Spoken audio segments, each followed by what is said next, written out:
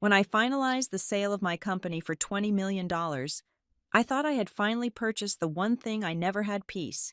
But my lawyer did not pour champagne or congratulate me. He just leaned across the desk with a deadpan expression and gave me a single, chilling instruction. "Call your parents," he said.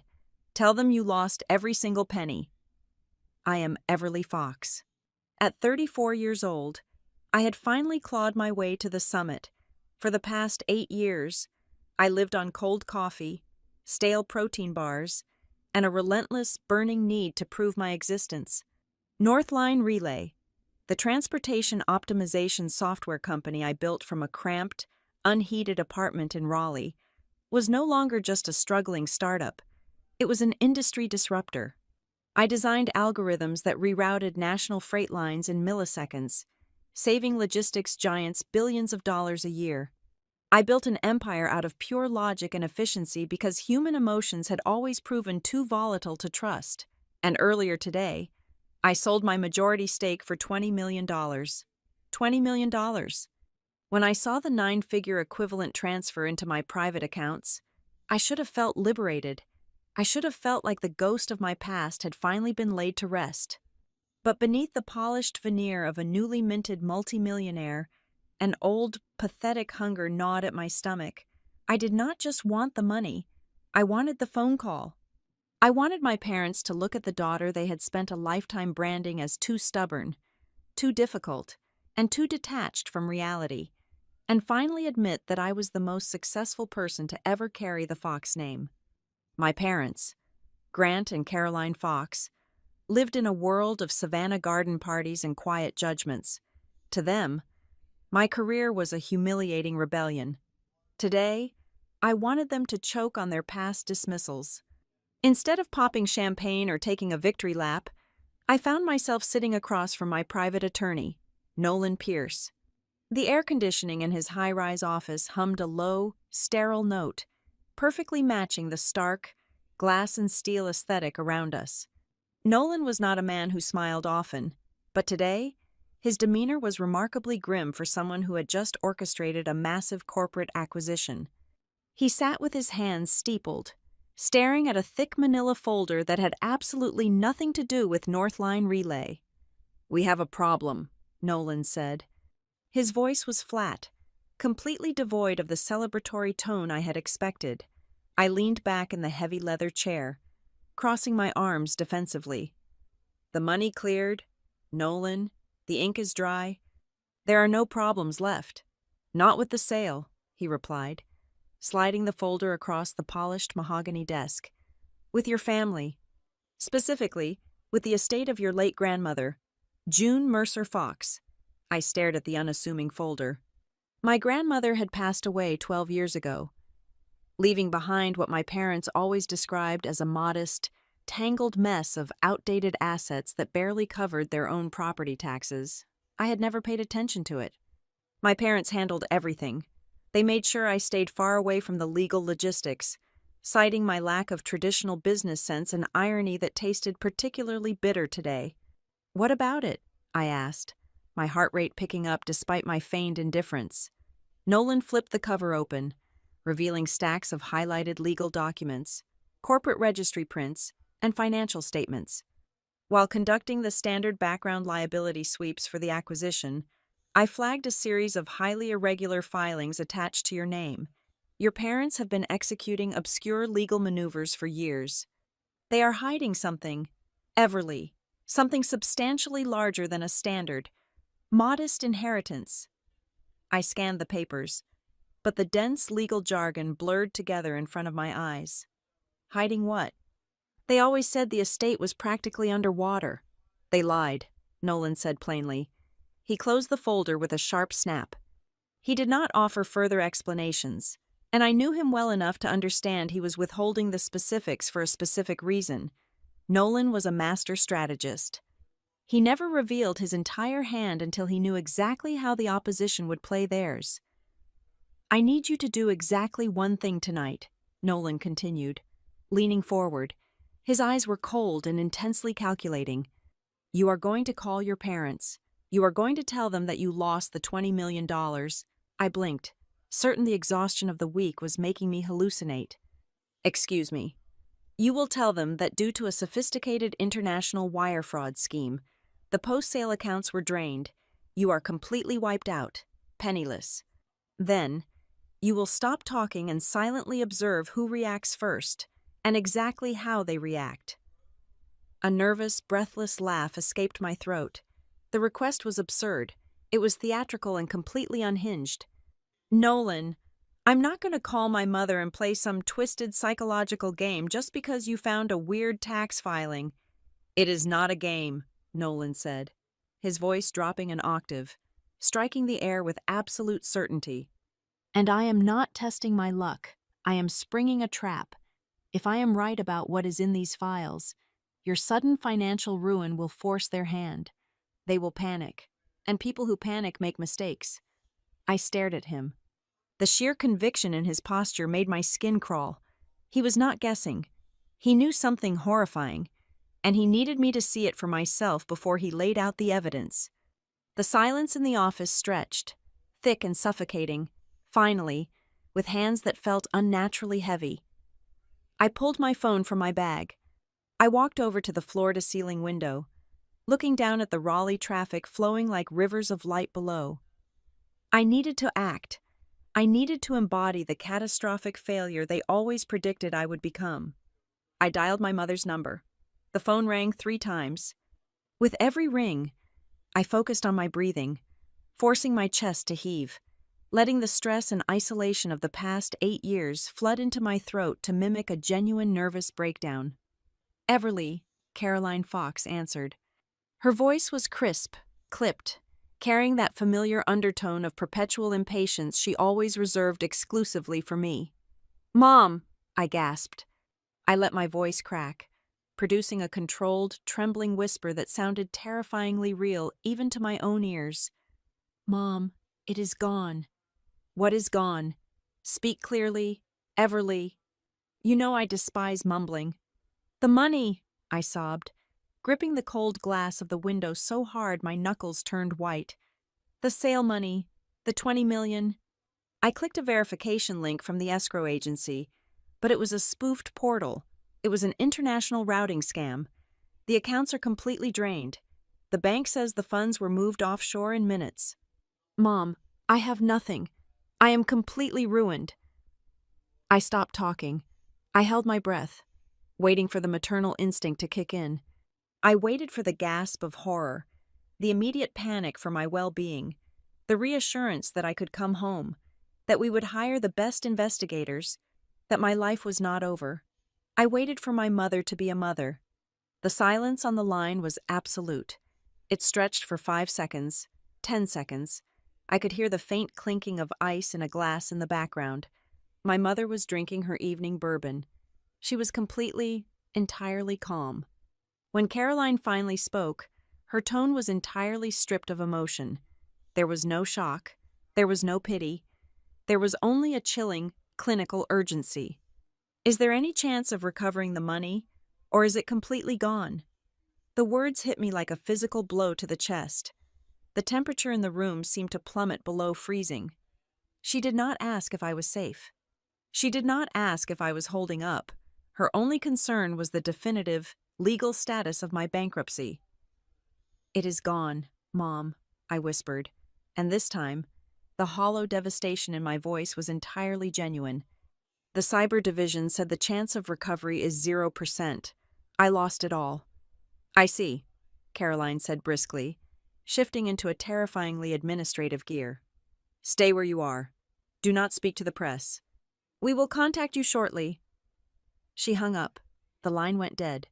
I lowered the phone, staring at the black screen. A cold sweat broke out across the back of my neck.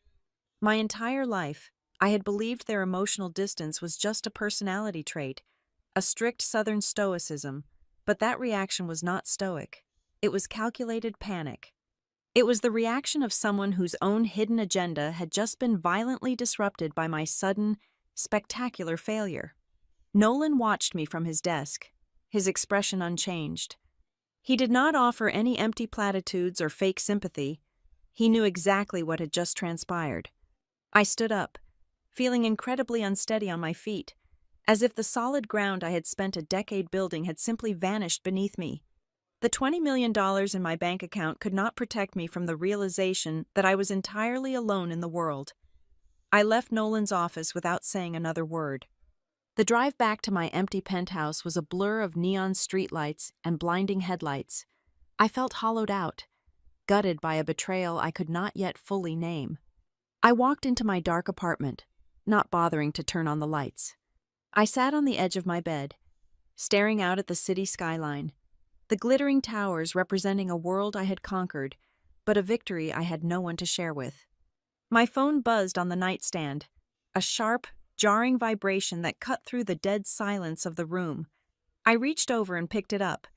It was a single text message from Nolan. There was no legal advice. There was no comforting reassurance. There was only one terrifying sentence glowing in the harsh white light of the screen. Do not sleep. Tomorrow morning you will see their true faces. I stared at Nolan's text for exactly 9 minutes. The digital clock on my nightstand flipped to 11:45 in the evening, casting a harsh red glare against the dark mahogany furniture of my bedroom. I had not moved an inch. My breathing was shallow, trapped somewhere high in my chest. Nolan had told me not to sleep, but sleep was a biological impossibility right now. The silence of my Raleigh penthouse was absolute, thick enough to drown in. Then, at precisely 11:54, the silence shattered. My phone did not just ring, it erupted. It was a violent, synchronized assault of digital notifications that made the device vibrate against my palm like a dying insect. The screen flared a blinding white, illuminating the dark room. I braced myself, expecting the delayed maternal panic from my mother, perhaps a frantic backpedaling, a sudden realization that her daughter had just lost everything. Instead, the lock screen displayed a rapid succession of names that made the blood freeze in my veins. Grant Fox, Mason Fox, Aunt Helena, Uncle Robert. Helena and Robert had not sent me a single message in 6 years. Not when Northline Relay hit its first million in revenue, not when I made the cover of a major tech magazine, not even on my 30th birthday. But tonight, within 10 minutes of my staged financial ruin, they were suddenly in my inbox. I ignored their notifications, my thumb hovering over the message from my father. Grant Fox was a man of few words, and every single one he ever spoke was designed to control the temperature of the room. He did not call. A phone call meant dealing with an unpredictable human variable, and my father despised variables. I tapped his name. The text was 3 sentences long. There was no greeting. There was no question about my mental state. Do not talk to anyone outside the family about this. Come back to Savannah tomorrow morning immediately. There are papers to sign. I read the words again, and then a third time. There are papers to sign. I pressed my free hand against my forehead, trying to manually force my brain to process the logic. If my mother had told him I was completely wiped out, the victim of a devastating international routing scam, what conceivable paperwork would require my immediate physical presence in Georgia? I was bankrupt in their eyes. You do not ask a bankrupt woman to sign documents unless her signature holds a value completely independent of her bank account. Before I could dissect my father's bizarre command, another message shoved its way to the top of the screen. It was from my younger brother, Mason. Mason was the golden child of the Fox family. While I was the stubborn daughter who moved away to write supply chain code, Mason stayed in Savannah, wearing tailored linen suits and playing the role of a boutique hotel developer. He was reckless, charming, and historically terrible at managing money, yet my parents treated his every failure as a temporary stroke of bad luck. His message arrived in a frantic, unbroken block of text. Do not make a scene with the press or the buyers. Keep your mouth shut. Everly. This has to be handled internally before it affects the other assets. Get on the first flight down here. I stopped breathing. My eyes locked onto 3 specific words in the middle of his panicked rambling. The other assets. I stood up abruptly, the phone slipping from my grasp and hitting the hardwood floor with a sharp crack. I did not bother picking it up immediately. I walked to the floor-to-ceiling window and pressed my palms against the cold glass. The other assets. For 34 years, the only family asset I had ever been made aware of was the crumbling, terminally mortgaged farmhouse my grandmother left behind. My parents complained about it endlessly at every Thanksgiving dinner I bothered to attend. They spoke of it like a burden, a useless pile of rotting wood and depreciating dirt that they were graciously managing out of pure familial duty. I had no connection to any other property. I held no shares in Mason's hotels. I was completely financially independent from the Fox name. So what assets could my bankruptcy possibly affect? The suffocating weight of Nolan's warning finally crushed the breath out of me. They are hiding something. Everly. I picked my phone up from the floor. The screen was uncracked. A small mercy. I did not reply to Grant. I did not reply to Mason. I sat in the dark, watching the hours tick by. Midnight bled into 1 in the morning, then 2. My mind raced through every interaction I had ever had with my parents regarding money, the way they aggressively steered the conversation away from my grandmother's estate, the way they insisted on handling my early tax returns before I hired my own firm, the way they always made me feel like an outsider in my own bloodline, keeping me just distant enough to maintain control, but close enough to monitor my movements. At almost 3 in the morning, the phone buzzed one last time. The exhaustion pulling at my eyelids vanished instantly. The notification was from Delaney Rhodes, my maternal cousin.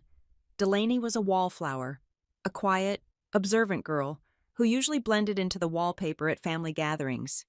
She never took sides, mostly because no one ever asked her to. There was no text attached to her message. It was just a single image file, a screenshot. I opened the image.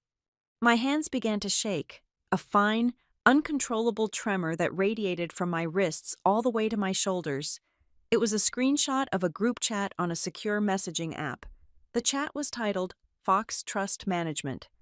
I was looking at a digital room containing my father, my mother, my brother, and the family accountant. A room I had never been invited to. A room I was never supposed to know existed. At the very top of the captured screen, a message from my mother, Caroline, sat like a loaded gun. She is completely broke. This is the only chance to get her signature before the riverfront deal closes. Grant, tell her to come home. Directly beneath her, Mason had replied less than a minute later. Play the sympathy card. If she is really wiped out, she will sign anything as long as she thinks she is being saved. We just need her name on the release. I stared at the glowing pixels until they burned into my retinas. The nausea hit me so hard and so fast, I had to clamp a hand over my mouth to keep from gagging. The room spun, the sharp edges of my expensive furniture blurring into meaningless shapes. The riverfront deal. I read the 3 words over and over again.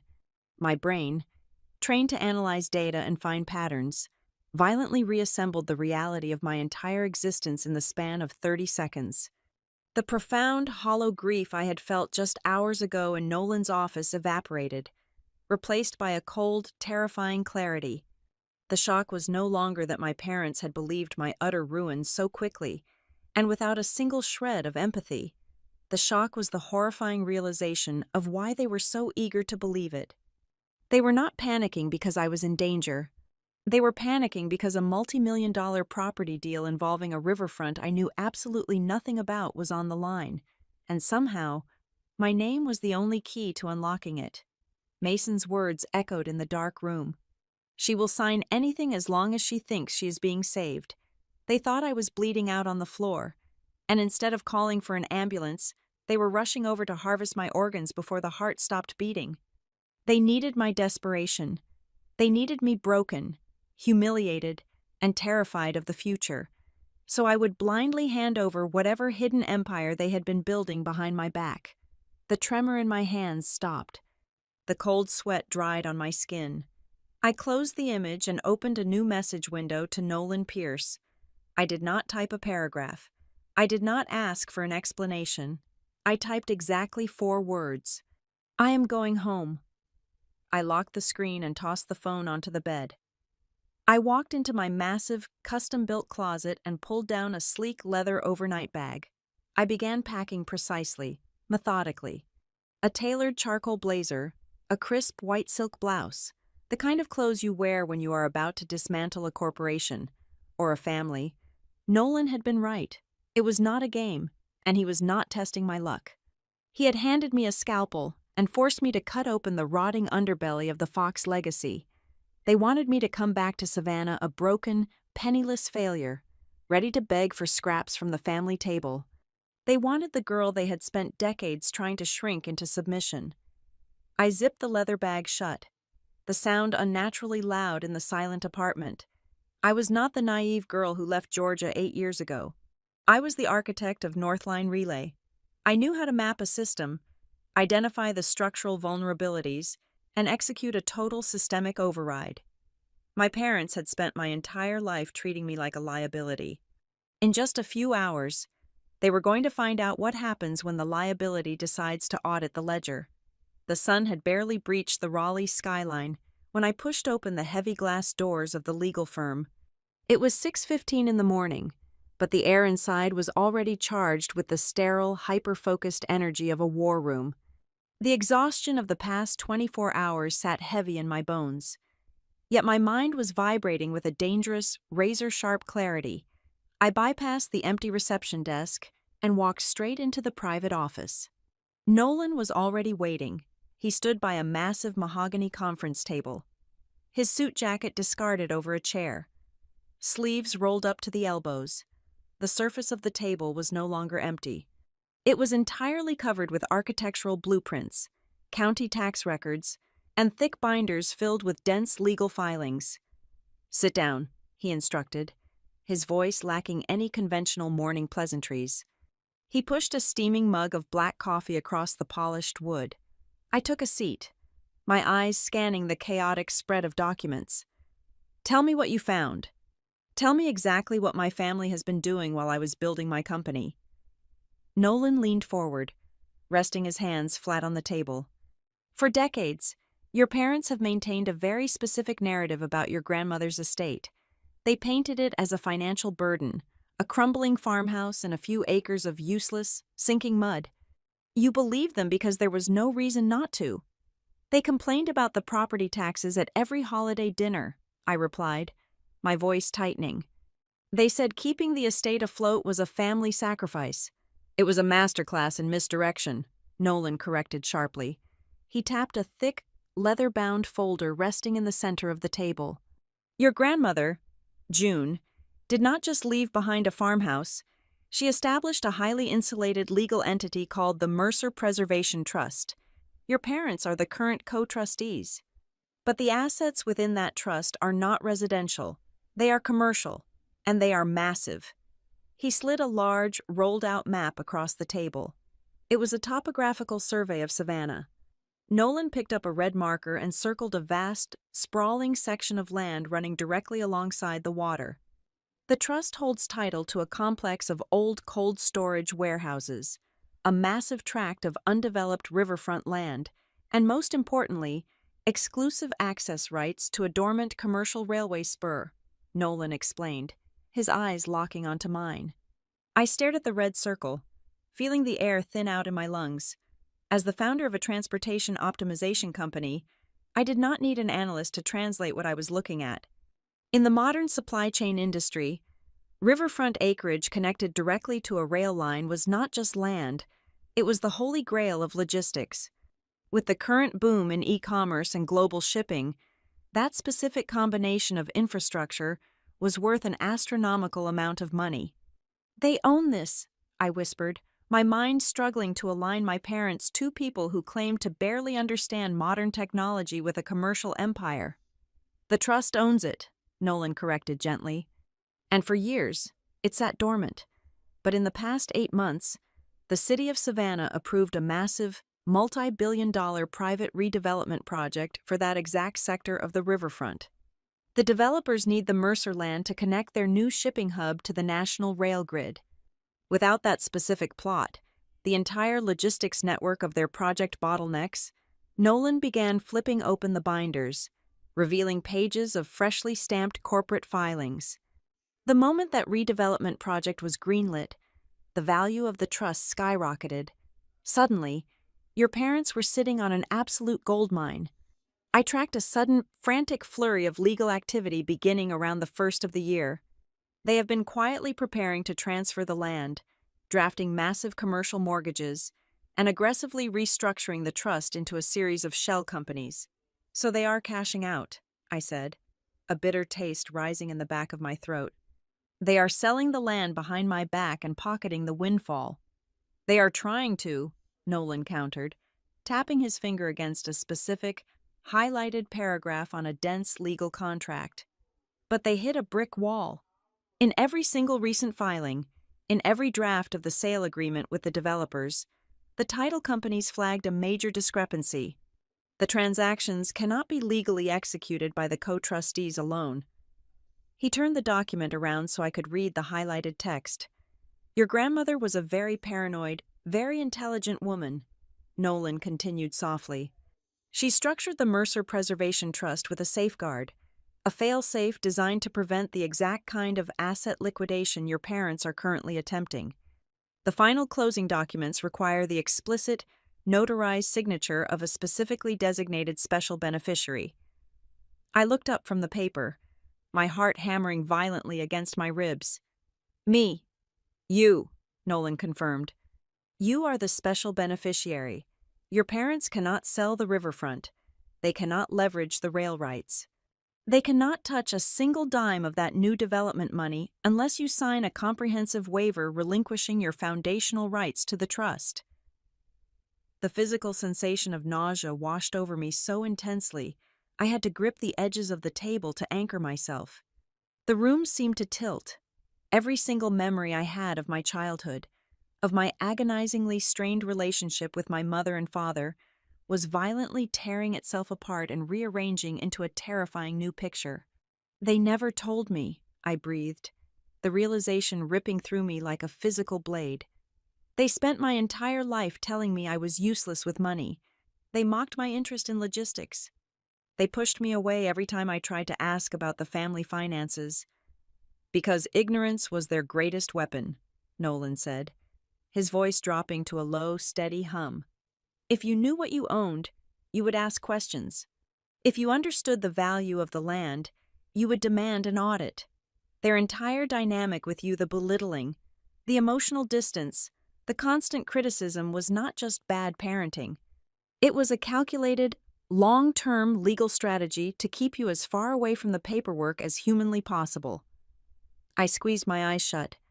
The betrayal was so absolute, so structurally perfect, that it felt like I was drowning in ice water. They did not just fail to love me. They weaponized my desire for their approval. They kept me starved for affection, so that when the time finally came, I would be weak enough to surrender whatever they demanded. And now, Nolan said, breaking through the ringing in my ears, you have just handed them the perfect opportunity. They think you lost $20 million. They think you are broken, humiliated, and desperate for a lifeline. They are going to ambush you the second you walk through the door of that farmhouse. They will frame the waiver as a necessary evil to protect you from liability, or offer you a tiny fraction of the payout as a fake rescue package. He reached into his jacket pocket and pulled out a small, sleek black object, no larger than a standard thumb drive. He slid it across the table toward me. "What is that?" I asked, my voice barely a whisper. "A high-fidelity digital audio recorder." Nolan replied, "Georgia operates under a one-party consent law for recording conversations. As long as you are actively participating in the dialogue, you do not need their permission to record every single word they say in that house." I picked up the device. It felt unnaturally heavy for its size. "You have all these documents. You have the paper trail. Why do I need to wear a wire? Why not just show me everything right now and let me walk in there with an injunction?" Nolan shook his head, his expression hardening into something completely ruthless. Because paper trails can be disputed in court. Shell companies can be blamed on bad financial advisors. If I show you the entire depth of their fraud right now, you will walk into that house with the cold, calculated anger of a CEO. I do not want the CEO. I need the daughter. I stared at him, understanding slowly dawning on me. They need to believe the illusion, Nolan explained. They need to see the devastated, heartbroken woman they think they created. Your shock, your confusion, your grief. It has to be completely authentic. If they sense even a fraction of a percent of suspicion from you, they will shut down, destroy the drafts, and change their strategy. I need them arrogant. I need them to explain the trap out loud while the recorder is running. Once they commit their extortion to tape, I will have enough leverage to not only stop the sale, but to dismantle their entire control over the trust. I looked down at the recorder in my palm. The idea of walking into my childhood home, knowing they were looking at me not as a child to be comforted, but as a target to be liquidated, felt like preparing to walk into a burning building. I stood up, slipping the recorder into the inner pocket of my blazer. I gathered my purse, the leather strap feeling like a lead weight on my shoulder. I am leaving for Savannah now, I said, my voice finally losing its tremor, replaced by a cold, hollow calm. Nolan walked around the table, stopping just a few feet away from me. The clinical, strategic distance he usually maintained dropped for a fraction of a second. He looked at me with a profound, sobering intensity. "Everly," Nolan said, his voice piercing through the quiet of the office. "When you walk into that house, remember exactly why you are there. Do not look for an apology. Do not look for a misunderstanding. If they are more eager to get your signature than they are heartbroken over your suffering, you have to accept the reality." He paused, letting the silence stretch between us until the words hit with the force of an executioner's block. "You were never a daughter in their eyes. You are an obstacle." The gravel driveway crunched under the tires of my rental car, a harsh, grating sound that shattered the heavy Savannah humidity. I parked in front of the farmhouse. For my entire life, this two-story structure with its peeling white paint and sagging wraparound porch was the physical embodiment of my parents' supposed financial martyrdom. Today, it looked exactly like what it was. A stage set. I stepped onto the porch, the wooden floorboards groaning under my weight, and pushed the heavy oak front door open. The transition from the sweltering Georgia heat to the heavily air-conditioned interior made my skin prickle. I walked toward the formal dining room, the soles of my shoes echoing in the quiet hallway. As I crossed the threshold, my stomach plummeted. Nolan had warned me, but seeing the trap perfectly laid out in my childhood home was a visceral blow. This was not a family gathering to mourn a devastating loss. It was a corporate tribunal dressed up as an intervention. The antique mahogany dining table was cleared of its usual decorative centerpiece. In its place sat precise stacks of legal documents, 2 expensive fountain pens, a crystal pitcher of ice water, and 4 heavily starched linen napkins. My father, Grant, sat at the head of the table wearing a pressed navy suit. My mother, Caroline, stood near the window, her posture rigid. Sitting awkwardly to Grant's right was a man I recognized immediately as the longtime family accountant. A nervous, balding man who clutched his briefcase like a shield. My mother crossed the room the second I appeared. She did not offer a word of comfort. She wrapped her arms around my shoulders in a stiff, bloodless embrace that felt more like a physical restraint than a hug. Her expensive floral perfume burned my nostrils. She leaned in close, her voice a sharp, hissing whisper meant only for me. "Pull yourself together, Everly. You have to cooperate right now if you want to salvage whatever dignity you have left after this spectacular mess." She pulled away before I could even process the cruelty of the greeting. She gestured toward an empty chair directly opposite my father. I sat down. The digital recorder hidden in the inner pocket of my blazer pressed coldly against my ribs, a solid, grounding reminder of why I was really here. "Everly," my father began, his voice adopting a low, practiced tone of mournful authority. "Your mother and I were entirely devastated by your phone call last night. To lose $20 million overnight to a careless cyber scam is a catastrophic failure of judgment."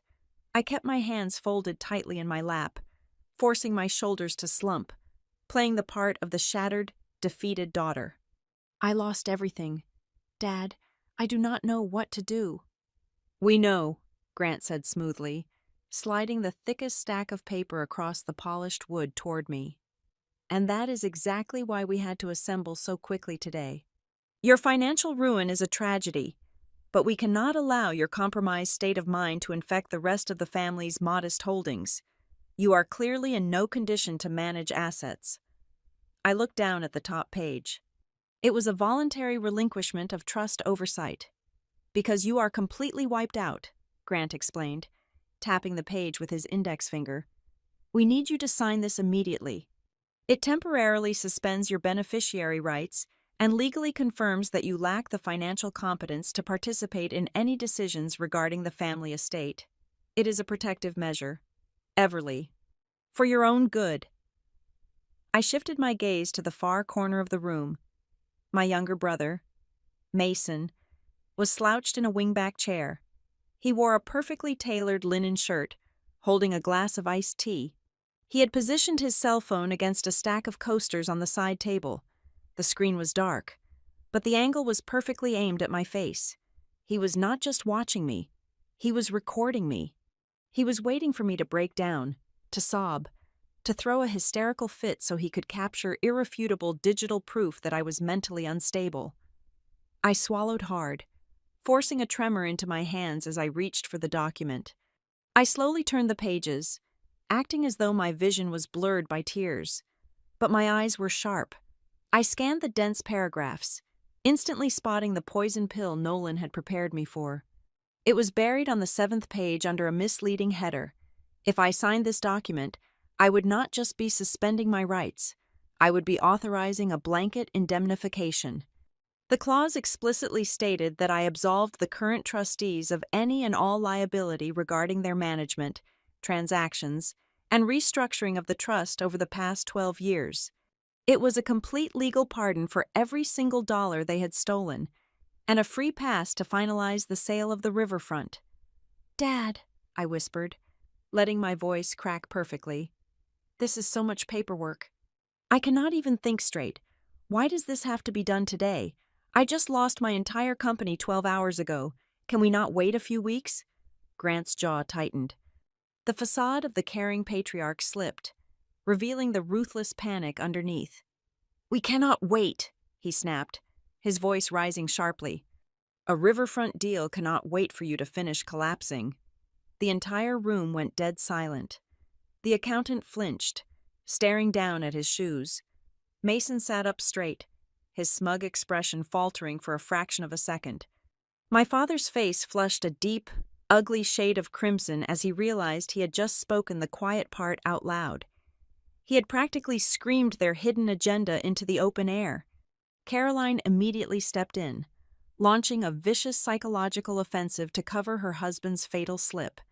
Do not dare question your father after what you have done, she sharply reprimanded, slamming her palm against the back of my chair. You have no right to come in here and ask for time. You walked away from this house 8 years ago. You abandoned us to play startup CEO. You only cared about your code and your algorithms. You never understood loyalty. Everly. You never understood what it means to be a family. Every word she spat at me was designed to break my spirit.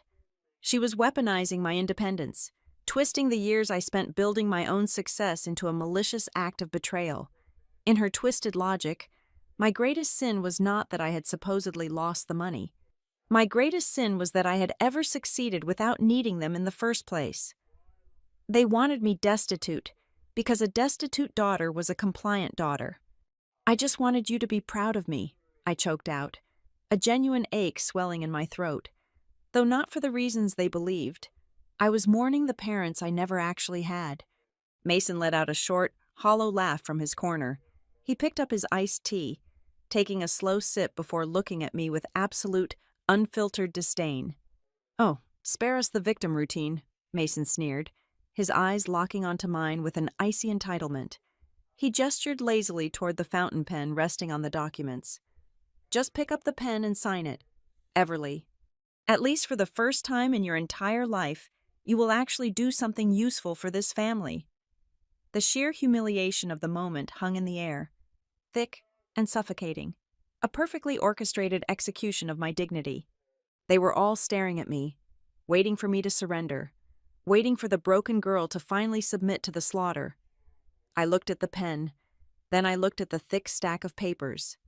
The digital recorder pressed against my side, capturing every single breath, every insult, every damning confession.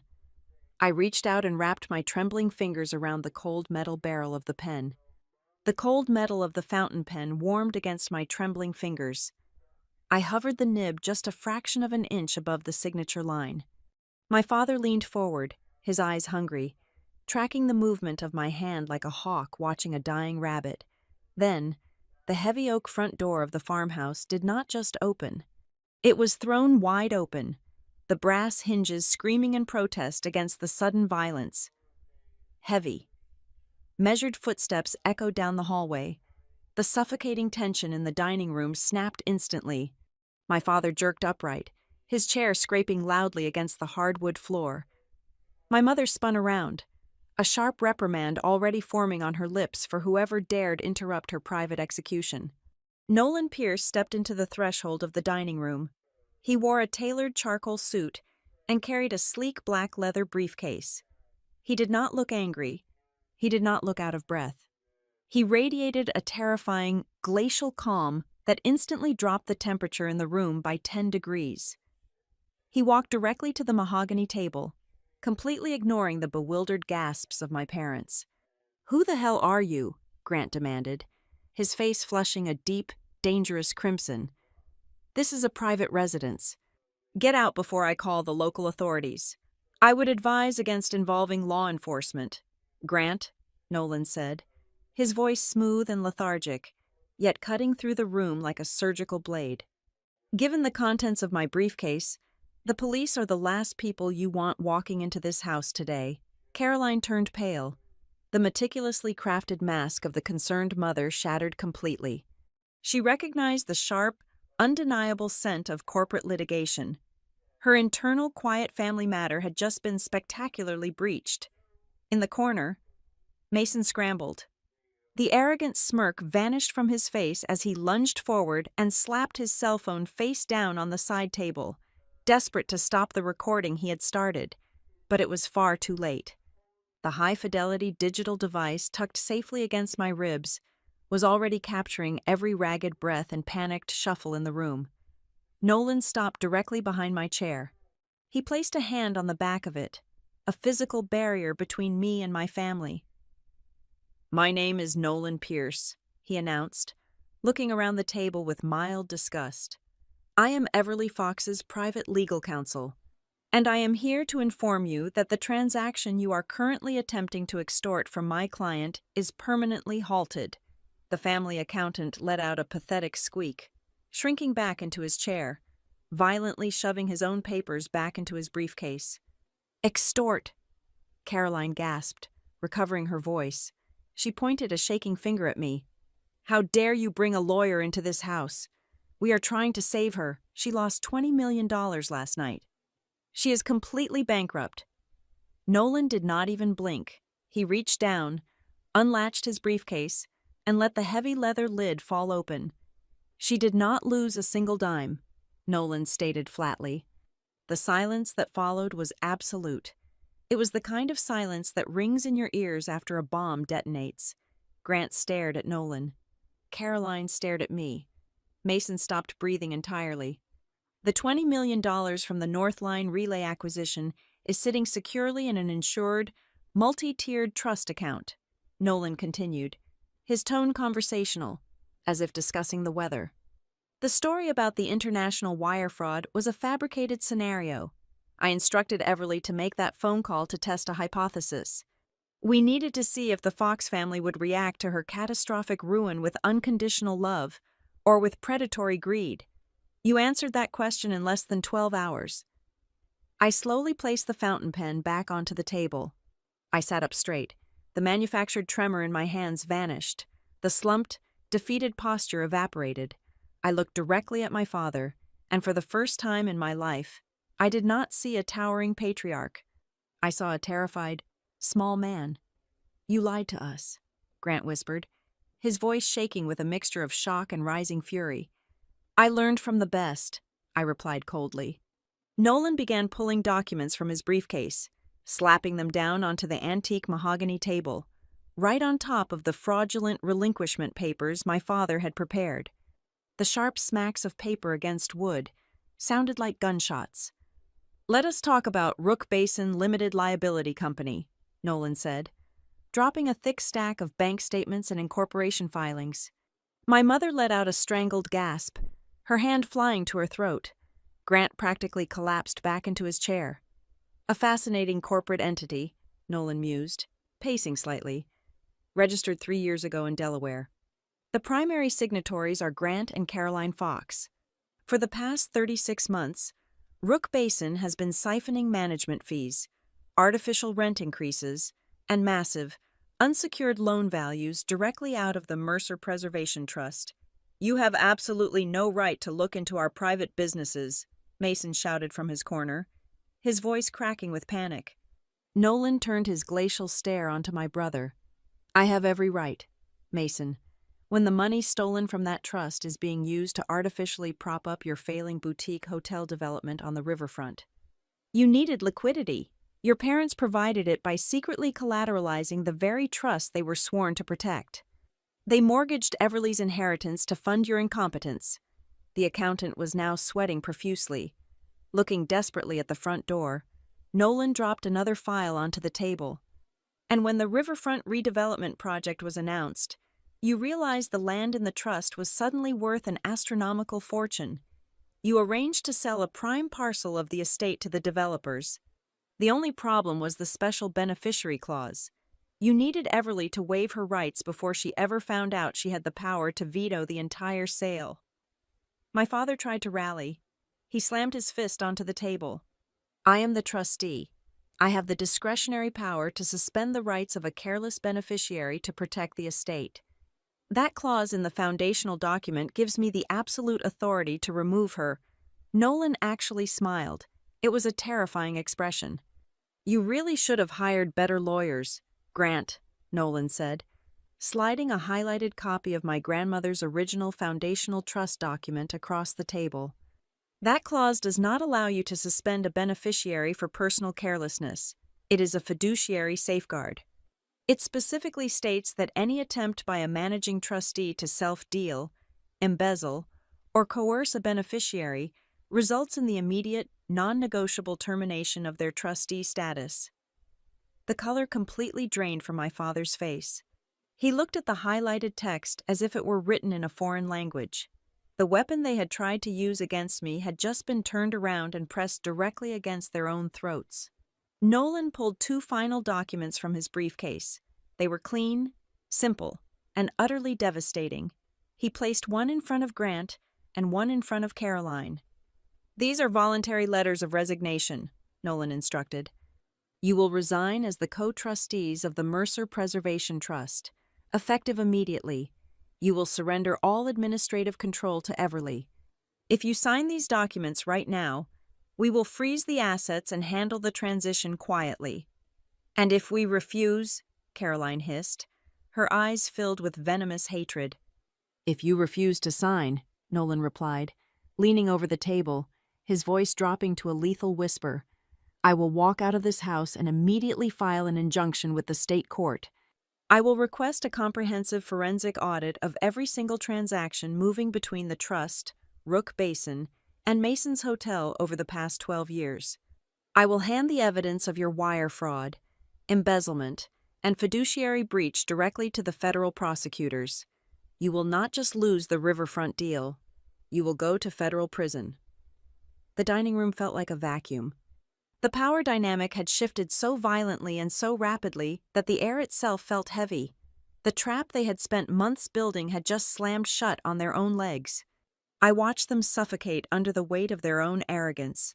The mighty Fox family, reduced to common criminals sitting at a dining room table. Caroline looked at Grant, pure terror in her eyes. Mason was completely silent, his face pale and slick with sweat. I waited for my father to reach for the pen. I waited for the final surrender. Instead, Grant slowly lifted his head. The panic that had gripped him just moments ago began to recede, replaced by a dark, chilling defiance. He did not look at the resignation papers. He did not look at me. He looked directly at Nolan, his eyes narrowing into cold slits. He was cornered, bleeding, and facing total destruction, but he looked like a man who was still hiding a loaded weapon under the table. Grant pushed his chair back slightly, interlocking his fingers. He spoke with a terrifying, icy calm that made the hair on my arms stand up. "You have a very impressive briefcase, Mr. Pierce," Grant sneered, his voice echoing in the dead silence of the room. "But you are still missing the original files. You are operating on assumptions and secondary copies. You still do not have the one thing necessary to take us down." Grant pushed the resignation papers back across the antique mahogany table. His movements were deliberately slow, an arrogant attempt to reclaim the suffocating authority he had wielded over me since childhood. He interlocked his fingers, resting them over the damning evidence Nolan had just presented. "You have an impressive collection of photocopies and circumstantial deductions, Mr. Pierce," Grant sneered, his tone dripping with practiced condescension. "But you do not have the original supplemental will. You do not have the physical codicil my mother drafted before she died. Without that specific, notarized piece of paper, your entire legal theory is nothing but a fairy tale built on administrative errors. I will not sign a damn thing, and no judge in the state of Georgia will grant an injunction based on a lawyer playing a guessing game." Seeing her husband hold the defensive line, my mother immediately changed her strategy. The vicious, attacking matriarch vanished in the blink of an eye. She collapsed back into her chair, pressing a heavily starched linen napkin to her face. She began to weep. It was a terrifyingly perfect performance, her shoulders shaking with exactly the right amount of maternal heartbreak. "How can you do this to us?" Caroline sobbed, looking at me through her tears, as if I were a monster who had just broken into her home. Every single decision we ever made, every late night, every stressful financial maneuver, was to preserve this estate for the next generation. We sacrificed our own peace of mind to keep the Fox legacy intact. And you repay our sacrifice by dragging a corporate attack dog into our dining room. You treat us like common criminals. You bring a lawyer into your own childhood home as if you are calling the police to arrest your own flesh and blood. You are incredibly ungrateful. Everly, you always were. The sheer audacity of her guilt trip was staggering. She was standing in the middle of a trap she had set to steal my inheritance. Yet she was desperately trying to cast me as the villain for refusing to step into it. I did not even have the chance to process her emotional whiplash before a new, much dirtier threat emerged from the corner of the room. Mason had stopped pretending to be a concerned brother. He was slouched in his wingback chair, his thumbs flying furiously across the screen of his smartphone. He was not just texting his friends. He was launching a scorched earth digital counterattack. Within 20 minutes, my own phone, resting quietly in my pocket, vibrated with an urgent alert. I pulled it out to find a highly sensitive email from the lead integration officer at the firm that had just acquired Northline Relay. The subject line read simply, "Urgent inquiry regarding leadership stability." I opened the message, my blood running cold. Mason had reached out to his network of local Savannah investors, venture capital brokers, and business associates. He had spun a rapid, venomous narrative that I was suffering from a severe, acute psychiatric breakdown following the stress of the corporate buyout. He claimed I was highly unstable, hallucinating massive financial conspiracies, and turning violently against my own family in a paranoid frenzy. The rumor had spread like wildfire through the tight-knit Southern business community, eventually reaching the ears of my corporate buyers. They were writing to ask, in extremely polite but panicked corporate terminology, if there were undisclosed reputational risks or mental health liabilities they needed to address before the final merger transition was completed. Mason was trying to destroy my professional reputation to discredit any legal claims I might make against them. I showed the email to Nolan. He barely glanced at the glowing screen before turning his glacial stare back to my brother. "Let him type," Nolan said quietly. though his voice carried effortlessly across the room. A smear campaign is always the desperate last resort of a drowning man. Nolan turned his attention back to his open briefcase. He pulled out a slender, pale blue folder that he had deliberately held back during the initial confrontation. He dropped it onto the table with a soft thud. "Since we are on the topic of sacrifices made for the next generation, Caroline," Nolan said, his voice entirely devoid of pity, "let us examine the June Mercer Memorial Scholarship." My mother stopped crying instantly. The linen napkin dropped to her lap. Grant shifted uncomfortably in his chair, his arrogant posture faltering. Nolan opened the blue folder, spreading out a series of internal banking ledgers and wire transfer receipts. I was curious why a small, charitable educational fund was generating so much administrative overhead, Nolan explained, tracking the numbers with his pen. It turns out the scholarship was never actually funding any student tuition. It was an elaborate accounting smokescreen. You and Grant were cycling commercial rent revenue from the trust through the charity to wash the funds. Then, you were immediately distributing that money as anonymous private grants to cover Mason's catastrophic personal debts and luxury expenses. You turned a charitable foundation named after your deceased mother into a personal slush fund to finance your son's failures. The absolute depravity of stealing from a memorial fund to cover Mason's gambling debts and failed hotel ventures shattered the remaining tension in the room. I looked at Caroline, feeling a wave of disgust so profound it physically ached behind my ribs. "A scholarship fund. Mom?" I asked, my voice trembling with a mixture of horror and outrage. "You used my grandmother's name to hide his debts." Caroline stood up, her face twisting into an ugly, defensive mask. The tears were gone, replaced by a desperate, cornered fury. "We had no choice," she screamed, her voice echoing violently off the peeling wallpaper of the dining room. "Mason was in terrible trouble, real trouble with private, aggressive lenders. We had to protect him. We used every single thing we had to keep him out of a courtroom and out of jail. We gave up everything. We even put this house on the line." The air in the room completely vanished. I stared at her, the words hanging in the dead space between us like a physical manifestation of a curse. "This house," I repeated, my voice dropping to a hollow, barely audible whisper. Grant lunged forward, grabbing his wife's arm to silence her. But the damage was already done. The confession had left her lips, grotesque and entirely undeniable. For my entire life, this old, creaking farmhouse was the only pure memory I had left. It was the place where my grandmother used to sit with me on the porch during the humid summer evenings, teaching me how to play chess while my parents ignored me inside.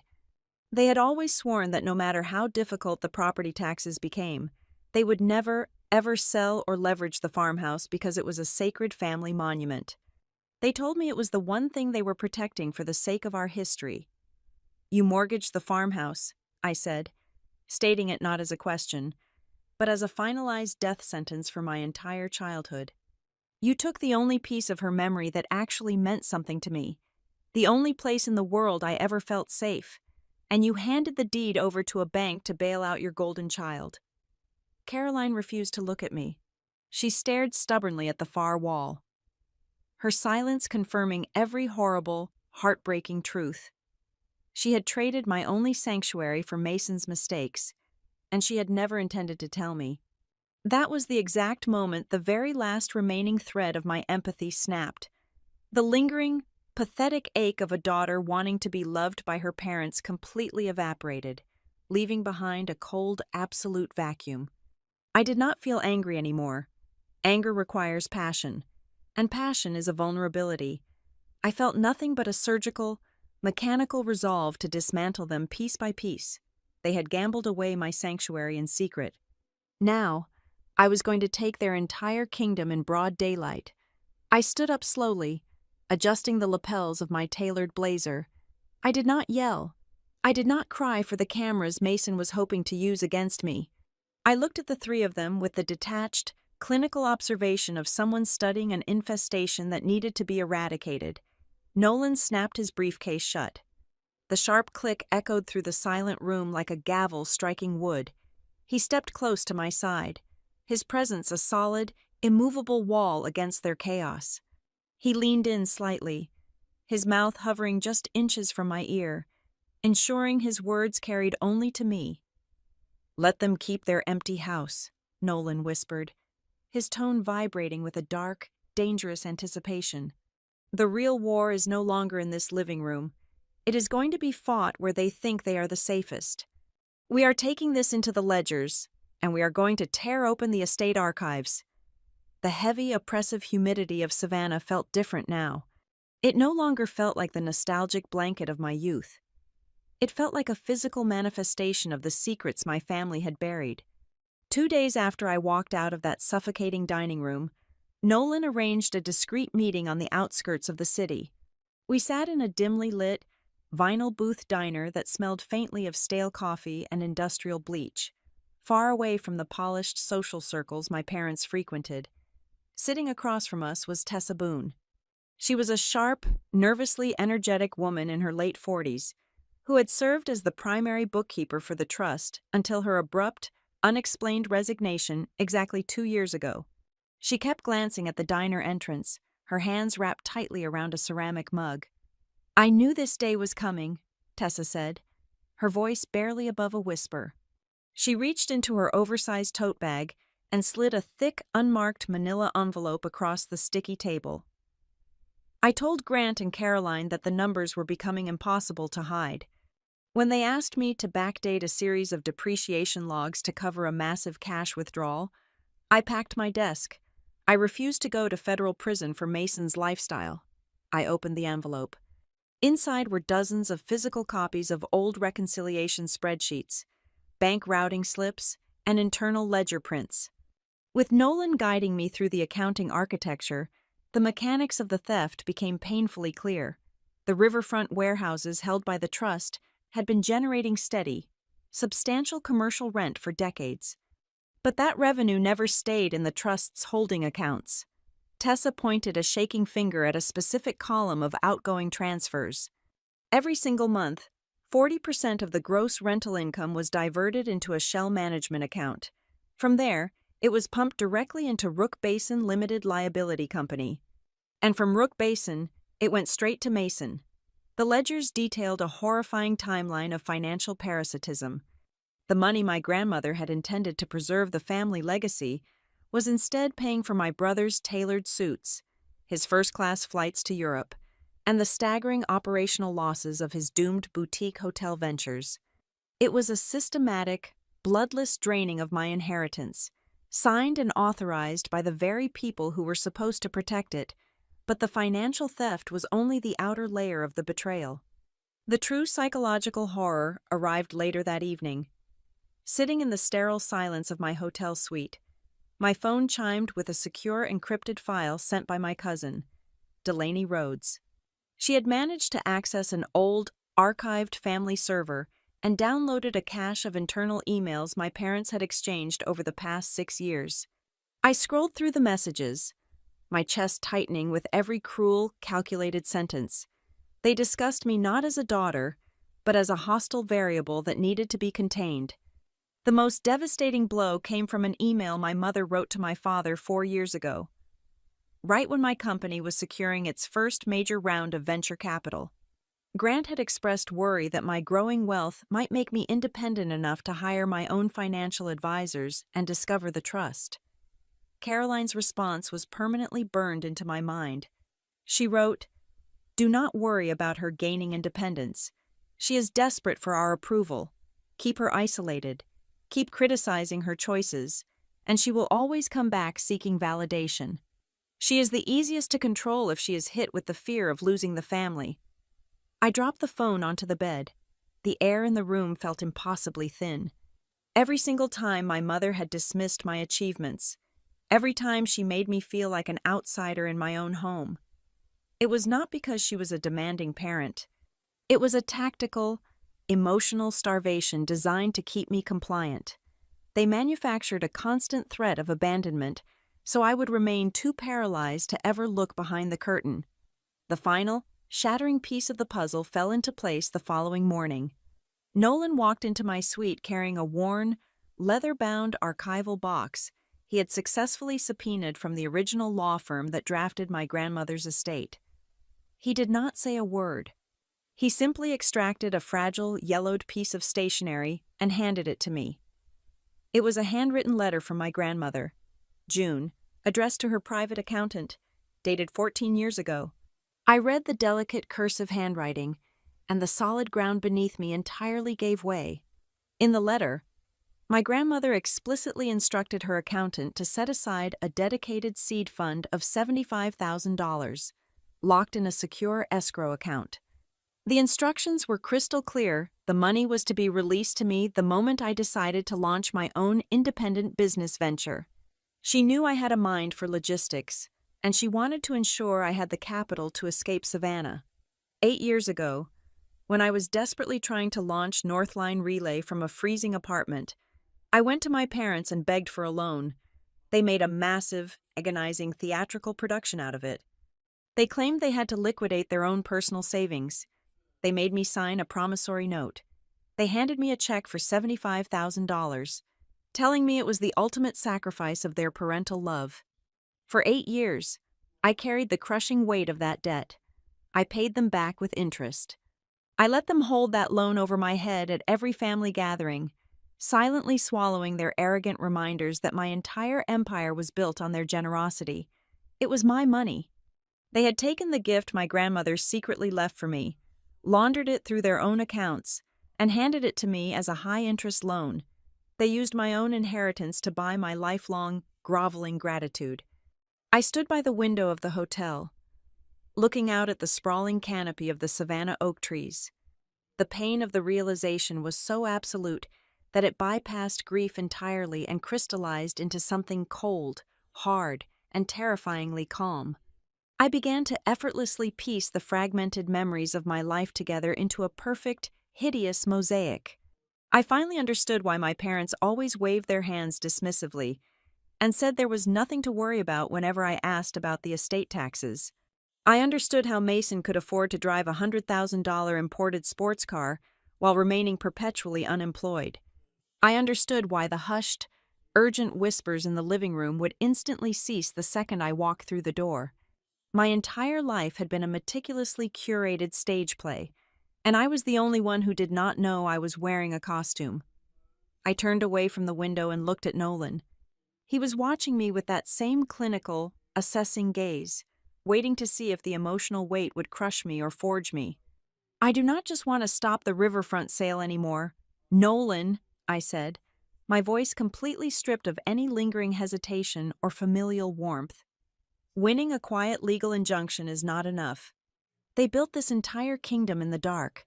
I want to drag every single ledger, every email, and every lie out into the blinding light. I want their words to lose all power in this city." Nolan nodded slowly, a predatory satisfaction gleaming in his eyes. He reached for his briefcase and pulled out his phone. "Then we escalate," Nolan said smoothly. "I have already laid the groundwork. We are not going back to the farmhouse. We are taking the war to the corporate theater." He explained the next phase of the offensive. He was calling an emergency, mandatory meeting with the official advisory board of the trust, the independent compliance auditors, and most importantly, the lead representatives of the private development firm purchasing the riverfront land. We were going to assemble the very people my parents desperately needed to impress. Grant and Caroline Fox had spent decades operating under the protective shield of parental authority, treating me like a naive, disobedient child. But tomorrow morning, in a glass-walled boardroom high above the city, they would no longer be allowed to speak to me as parents. They would be forced to answer as fiduciary managers publicly accused of gross misappropriation of assets, and I was going to be the one asking the questions.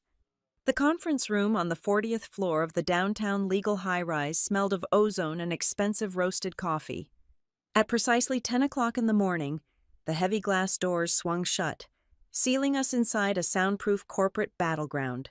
Nolan had orchestrated the seating arrangement with the precision of a military general. I sat at the center of the long, polished marble table.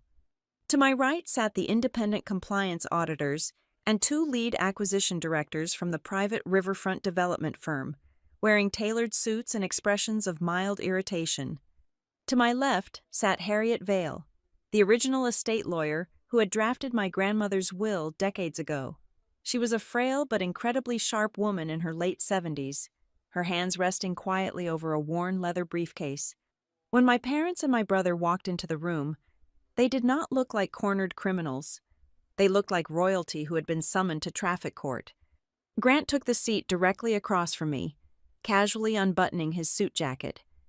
He carried an air of impenetrable arrogance, operating under the delusion that this was merely a minor administrative hurdle. In his mind, all he had to do was delay the proceedings, stall the injunction, and keep the developers engaged until the riverfront money washed away his decade of financial crimes. Caroline sat beside him, refusing to make eye contact with me, her chin tilted upward in defiance. Mason took the seat nearest the door. I did not glare at them. I did not offer a greeting. I sat perfectly still, my hands resting lightly beside a formidable stack of documentation, the reconciliation logs, the wire transfer receipts, and resting right on top, the sleek digital audio recorder. The sheer lack of emotion on my face was the first thing that cracked their armor. Mason saw the recorder. His arrogant posture instantly collapsed, his eyes darting frantically toward the exit. He was the weakest link, a man who had never faced a consequence in his entire life. Suddenly realizing the exits were locked. "Let us make this brief," Grant announced, leaning forward and addressing the development directors, completely ignoring Nolan and me. "My daughter has recently undergone a severe professional trauma. This meeting is the unfortunate result of a highly emotional misunderstanding regarding family assets. I assure you, the trust remains fully operational, and our timeline for the riverfront transfer is completely unaffected." "That is a fascinating guarantee, Grant," Nolan interrupted smoothly, rising from his chair. "Especially since you do not actually possess the legal authority to transfer a single blade of grass on that riverfront." Grant's jaw tightened. "I am the managing trustee." Nolan ignored him, turning his attention entirely to the two developers. This was the brilliant cruelty of Nolan's strategy. He was not here to argue with my father. He was here to poison the well. Nolan slid a series of stapled dossiers across the marble table toward the developers. "Gentlemen, before you wire a 9-figure acquisition fee to the Mercer Preservation Trust, I strongly advise your legal department to review the ownership structure of Rook Basin Limited Liability Company." The lead developer frowned, opening the dossier. "What you are looking at is a systematic, unauthorized collateralization of the very land you are attempting to buy," Nolan explained, his voice echoing cleanly in the quiet room. "The current trustees have secretly leveraged the riverfront property to fund private, high-risk commercial debts. Furthermore, the foundational trust document strictly requires the notarized consent of the special beneficiary to execute any sale. You are currently negotiating with individuals who have no clean title, no legal clearance, and a massive, undisclosed lien history." The color drained from the developers' faces. In the corporate world, dirty titles and hidden liens were radioactive. The lead developer closed the folder, his expression hardening into a mask of pure professional hostility. He looked at Grant not as a respected business partner, but as a severe liability. "Is this accurate, Grant?" the developer asked, his voice sharp and unforgiving. "Are we sitting here negotiating for an encumbered asset?" "It is an internal restructuring issue," Grant barked, his calm facade shattering into defensive panic. "It will be resolved internally. We are handling the beneficiary signature this week." Mason could not take the pressure. The room was closing in on him, and the instinct for self-preservation overrode whatever family loyalty he possessed.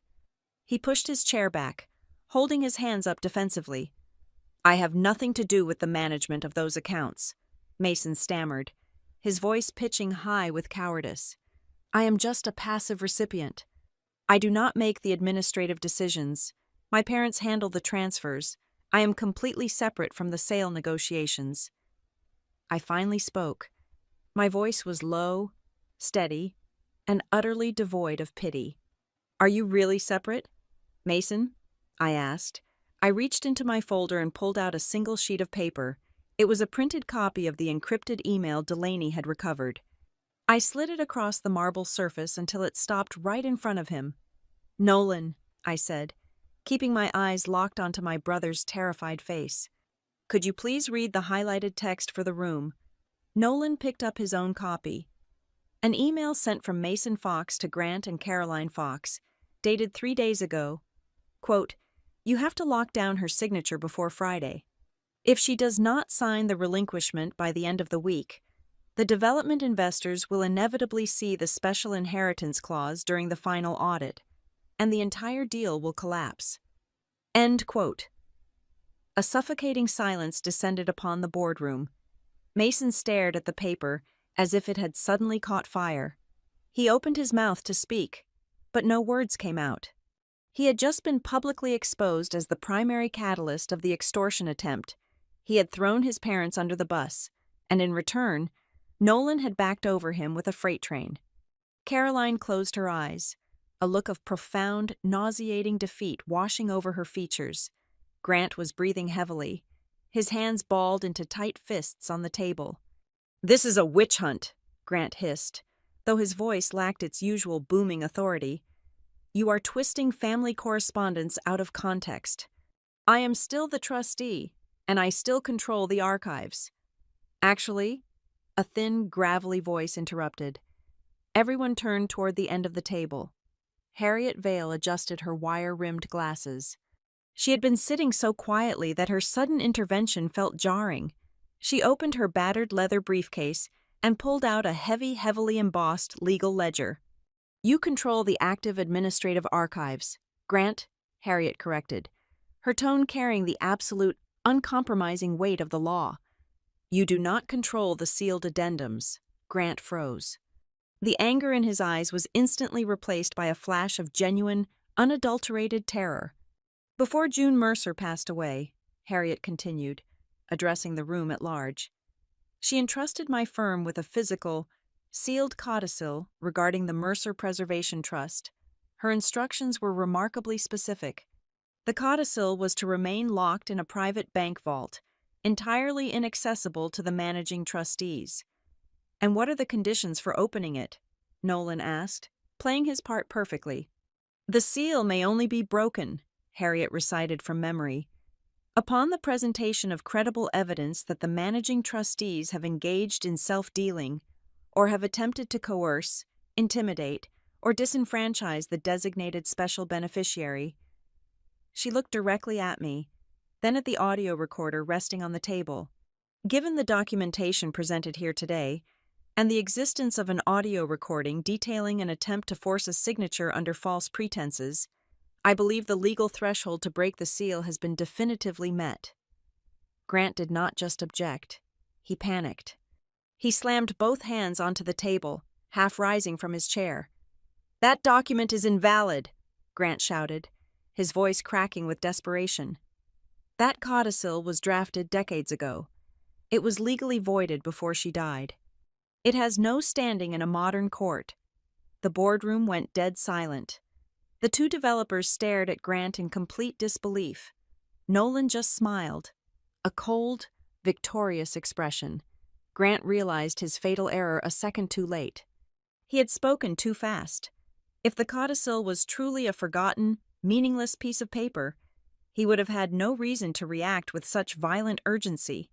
By screaming that it was invalid before anyone even knew what was inside it, he had just publicly confessed that he knew exactly what the envelope contained, and that he feared it more than anything else in the world. The lead developer stood up, buttoning his suit jacket with a sharp, definitive motion. "We are done here," the developer announced, his tone colder than ice. "This entire transaction is frozen. We will not be moving forward with any acquisitions, negotiations, or disbursements until this trust has undergone a full forensic federal audit and title clearance. Do not contact our offices again. Grant." The two developers walked out of the room, the heavy glass doors swinging shut behind them, effectively locking away my parents' golden parachute. The millions of dollars they had schemed and stolen to secure had just vanished into thin air. Grant sank back into his chair, a hollow, defeated shell of the man who had walked in 30 minutes prior. Caroline was openly crying now, the reality of their public humiliation finally setting in. Mason sat paralyzed, staring blankly at the marble table. The public execution was over. But as I looked at my father's shaking hands, I knew the war was not entirely finished. They had lost the riverfront deal, but the true source of their power, the deepest secrets they had buried to maintain their empire, were still locked away in the dark. The meeting adjourned in a heavy, suffocating silence. I packed my documents slowly, feeling no joy, only a grim, mechanical satisfaction. The final battle was not going to be fought under the fluorescent lights of a corporate high-rise. It was going to happen tomorrow morning, in the underground vault where my family still believed they could control the past. The boardroom had emptied, leaving only the stale scent of defeated ambitions and cold roasted coffee. Harriet Vale packed her leather briefcase with slow, deliberate movements.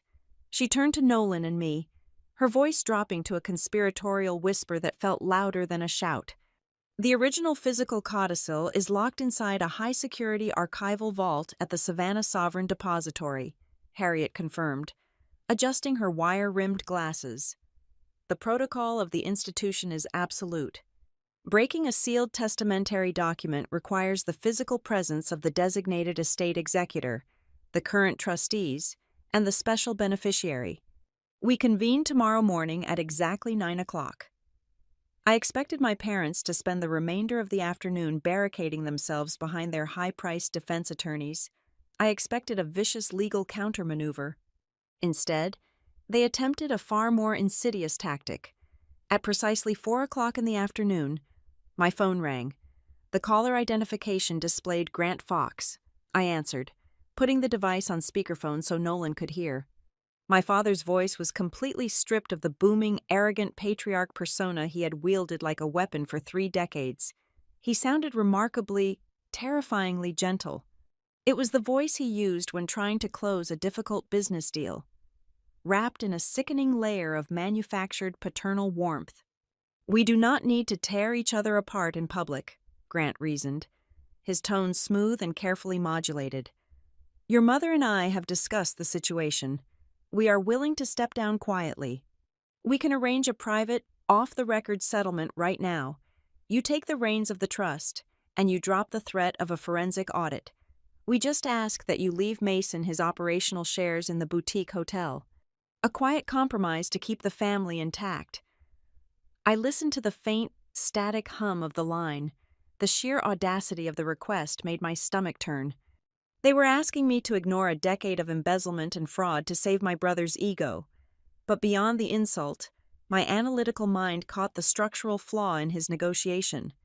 If my father genuinely believed Harriet's codicil was an outdated, legally void piece of paper, he would have let us march into that depository and humiliate ourselves. He would never offer a preemptive surrender unless the alternative was total annihilation. He was not trying to compromise. He was terrified. He was trying to buy time to eliminate the threat. I hung up the phone without saying a single word. Nolan was already pacing the floor of my hotel suite, his eyes dark with anticipation. "They are going to make a physical move tonight," Nolan predicted, his voice tight and urgent. "People like your father do not accept defeat. They alter the battlefield." Within 2 hours, Nolan had petitioned a sympathetic state judge.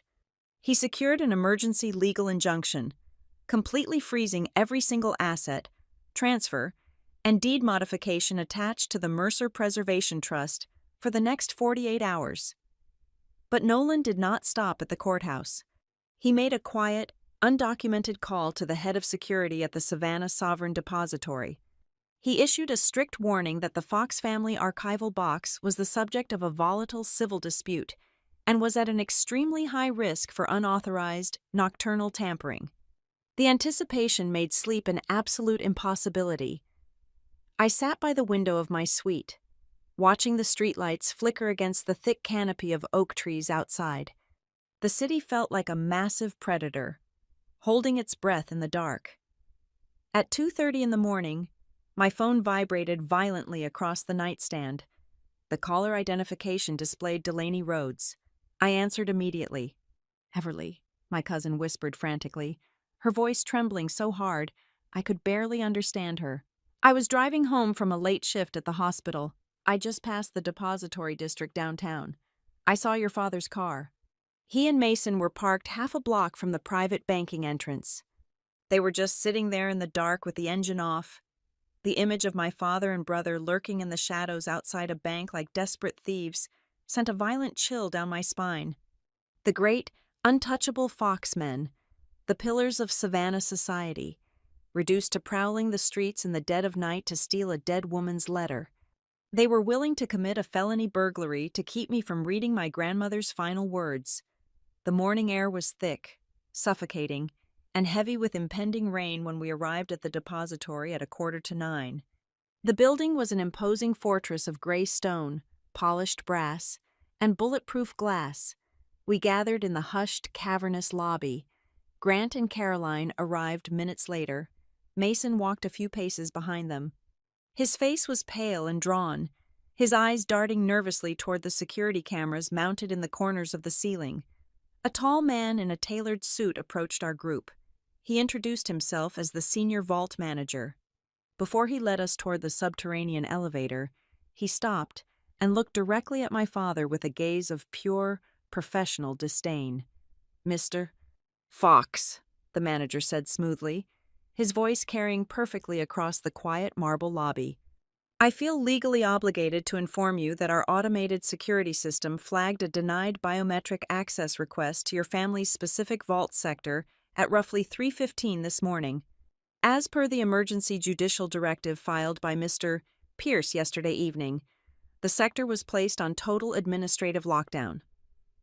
The silence that followed was painfully dense.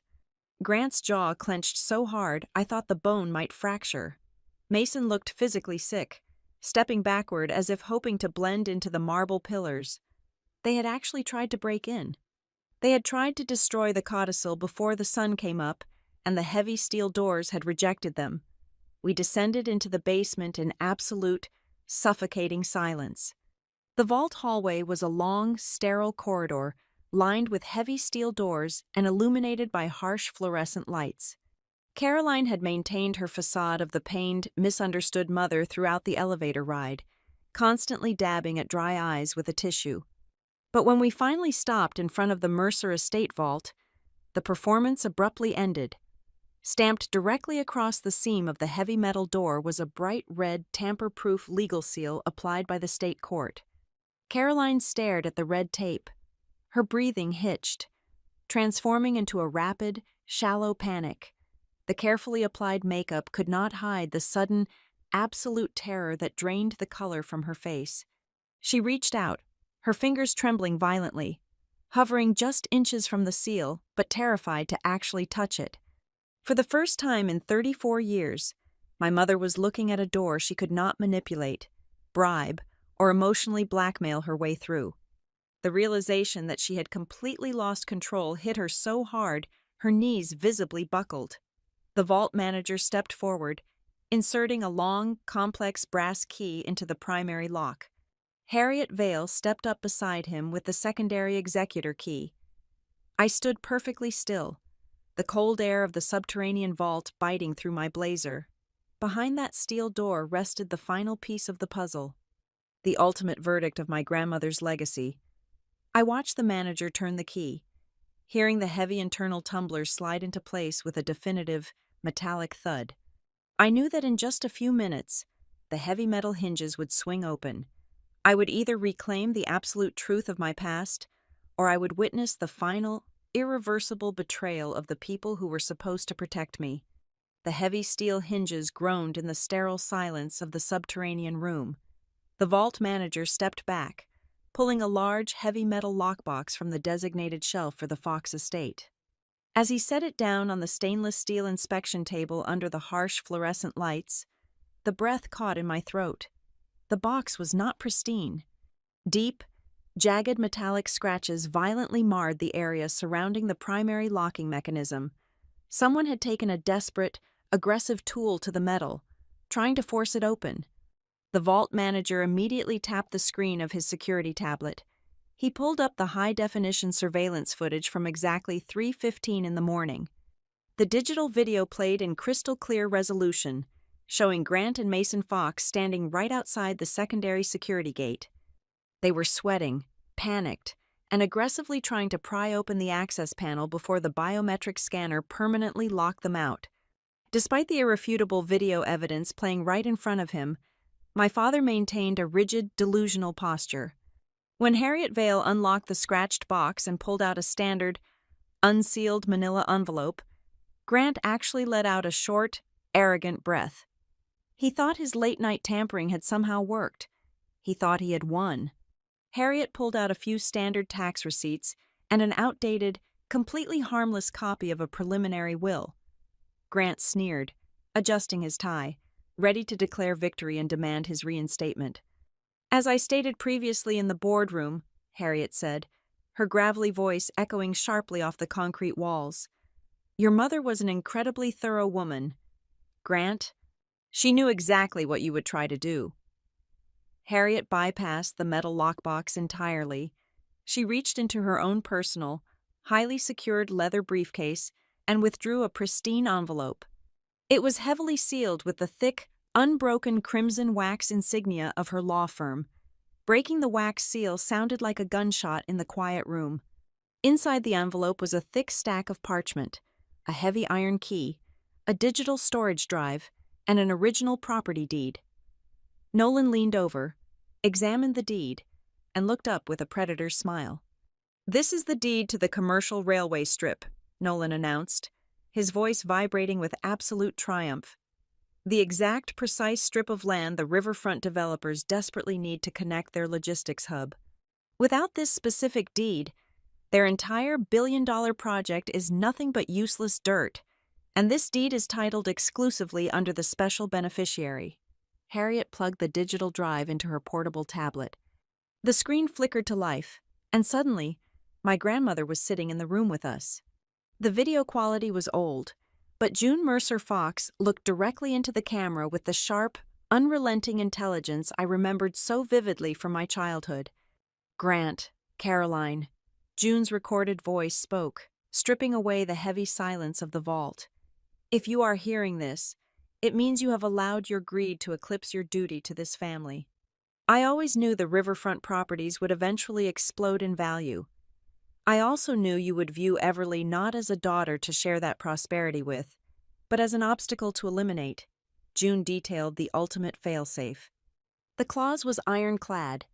If there was ever documented proof that the managing trustees attempted to coerce, intimidate, or defraud the special beneficiary out of her rightful inheritance, their fiduciary status was immediately and permanently revoked. Total control of the Mercer Preservation Trust, including the railway deed, would instantly transfer to me. Nolan stepped forward to deliver the final, lethal blow. He did not yell. He simply placed the evidence on the steel table, piece by piece. He set down the digital audio recorder containing the dining room extortion from the farmhouse. He laid out the printed copy of Mason's panicked, incriminating email. He spread out the forensic accounting trail of the Rook Basin Limited Liability Company. And finally, he pointed to the vault manager's tablet, which was still displaying my father attempting to burglarize the bank. "The legal threshold is definitively met," Nolan stated with absolute, crushing finality. Caroline completely shattered. The polished, aristocratic matriarch dissolved in an instant. She fell to her knees on the cold concrete floor, her manicured hands grasping desperately at the hem of my skirt. Tears ruined her perfect makeup, her chest heaving with terrified sobs. "Please, Everly," she cried, a pathetic, agonizing sound that bounced off the steel walls. "Do not do this. Do not destroy our family. We can fix this. You need us. Please." I looked down at the woman who had spent 34 years making me feel completely inadequate, unlovable, and indebted. I felt absolutely no warmth, but I also felt no rage. The emotional hold she had over me was entirely gone. I am not destroying the family, Mom, I said, my voice completely steady and cold. This family ended a long, long time ago. Today is simply the day the paperwork finally caught up to the reality. The execution was swift and absolute. Right there in the vault, Grant and Caroline were officially stripped of all trustee powers, pending a massive federal forensic audit. Mason's discretionary funding was instantly terminated. Without the stolen trust money to prop up his failing venture, his boutique hotel project collapsed before noon. His private investors pulling out the second the news of the frozen assets hit the wire. Every single past transaction they had authorized was locked down for severe legal review. While Harriet finalized the transfer documents, I opened the handwritten letter my grandmother had left specifically for me. Her cursive was elegant and deliberate. She wrote that she gave me the power over the estate, not just to protect the physical land, but to protect my own soul. The most valuable thing she could ever leave me was not the $20 million from my company sale, or the massive riverfront deed. It was the absolute, undeniable power to never have to kneel before people who only loved me when I was useful to them. I made my decisions before we ever left the building. I would keep the June Mercer Occupational Scholarship, entirely stripping away the fraudulent shell company and turning it into a legitimate, transparent foundation for young female entrepreneurs in Savannah. I would restructure the trust, purging every single trace of my parents' influence. And I would use the railway deed to summon the developers back to the table, renegotiating the entire riverfront acquisition entirely on my own terms. For the very first time in the history of the Fox family, absolutely no one was going to speak for me. I walked out of the Savannah Sovereign Depository with Nolan by my side. The heavy, oppressive storm clouds from the morning had finally broken. The bright, blinding Georgia sun poured over the white stone steps of the bank, warming my skin. I reached into the pocket of my blazer and wrapped my fingers around my grandmother's heavy iron key. Just 2 days ago, I sat in a high-rise office and made a phone call, pretending I had lost $20 million in the middle of the night. But standing in the brilliant sunlight, I realized the absolute truth. I did not lose a single thing that night. I gained my voice, I reclaimed my past, and I finally earned the right to walk completely away from the toxic ruins that other people called a family. Thank you so much for listening to my story. Please let me know in the comments where you are listening from so we can connect and share our thoughts. And do not forget to subscribe to Maya Revenge Stories channel. Like this video, and support by hitting the hype button so this story can be heard by many more people.